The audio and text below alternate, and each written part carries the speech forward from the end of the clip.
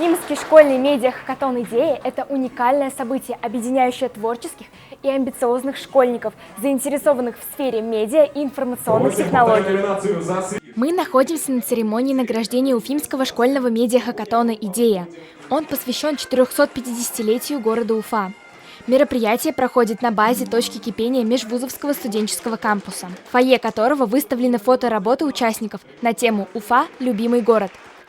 Расскажи, пожалуйста, про свое участие в медиа-хакатоне. Наше участие в медиа-хакатоне заключалось в том, чтобы представить фотографии о нашей родной столице, о нашем городе Уфа. А что вообще нужно делать, чтобы попасть на медиа-хакатон? Я думаю, что важно быть активным, важно принимать во всем участие, и тогда тебя точно позовут, потому что со мной было именно так.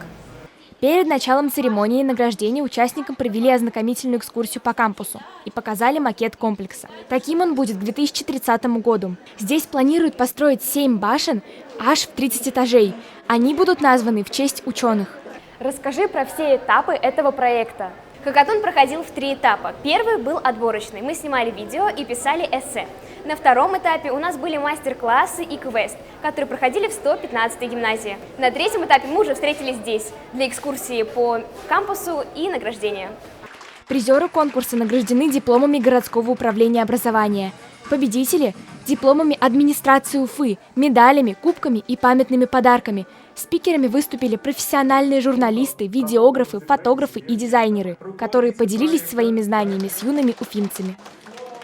Уверена, что эти ребята, участвующие в этом фестивале, обязательно осуществят свои цели в сфере медиа и информационных технологий. И мы обязательно увидим их лица на экранах мониторов. Амелия Ишмуратова, Рамазан Мусин.